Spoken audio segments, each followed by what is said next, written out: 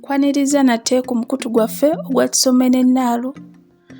Tuli ku ntandikwa y'akatabo kaffe akookusatu akayitibwa Bwali Butamanya nga kawandiikibwa omwami Dr. Michael Bazzebulala Nsimbi.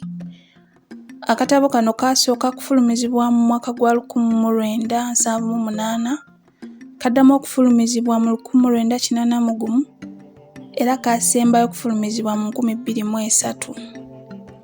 Bwali Butamanya alina emika 2 era nga tutandise n'omuko ogusooka ogugamba nti Ekyalo Kyewaffe.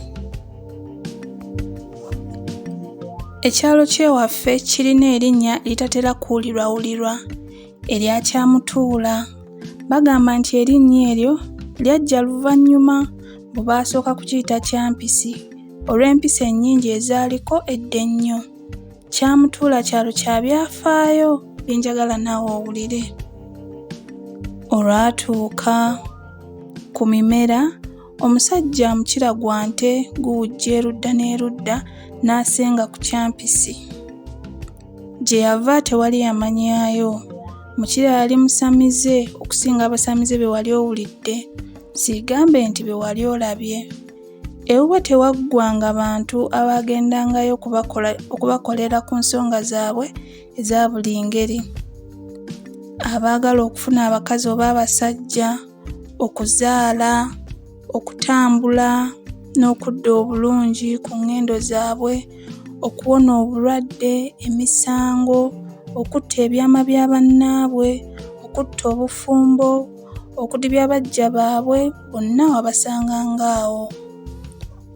Mukira lw'ayagadde okukola ebyewuunyisa yalabanga abantu bakuŋŋaanye bangi ng'agamba nti, "Bannange empewo ng'endi bubi, munkumire omuliro njoteko."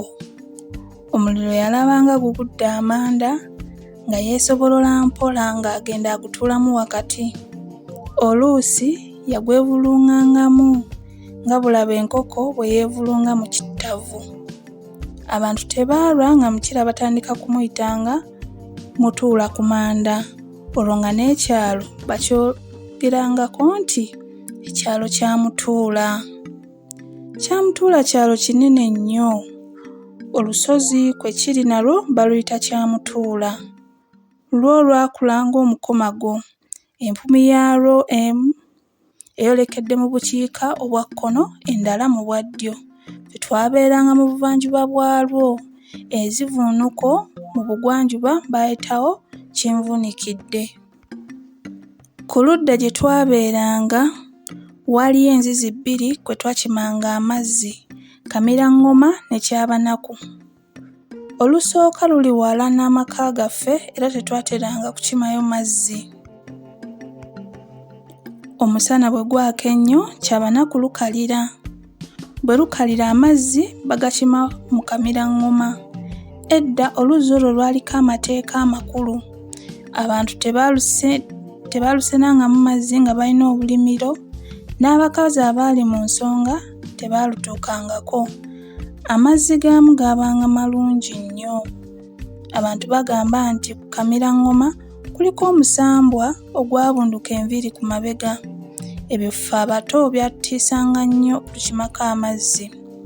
Abantu abakulu nabo baatyanga okugakimayo mu ttuntu nga bagamba nti obwo bwe budde omusambwa bwe gubeerera ku luzzi nga gwetiriboosa. Awali Kamiraŋŋoma we watandikira ekibira kye bayita Namageege ekikoma e Buule n'Ebweya. Edda Namageege kyali kijjudde ebirungi ebya buli ngeri. Kyalimu amatungulu, ebiyulu, enga n'emiti egya buli kika, ne kaama yalimu. Etteeka lyamu ekkulu lya butajjaamu bintu bitali bya ngeri emu omulundi gumu. Abaagendangamu okutyaba enku, amatungulu baagayitako ng'abatagaagala, n'abaagala amatungulu ku nku tebaakwatako. Mbwagezaako okuyimbagatanya ebintu by'omunnamageege 2 oba 3, bw'alwala tajja mutwe wansi. Eby'oku kyalo Kyewaffe tebiggwa matenda. Ku ttale okumpi n'amaka gaffe waliwo akasaka ke baayita Katyonsaze.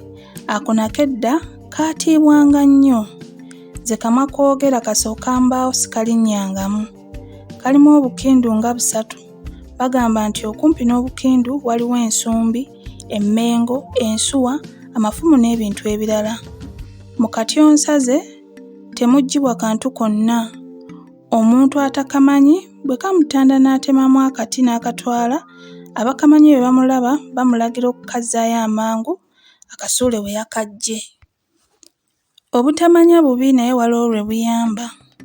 Lwe nagendako ewaffe nga nva e Mubende gye namala emyaka emingi, nasanga katyonsaze abantu bakalimye ebbali n'ebbali nga baagala kukamalawo.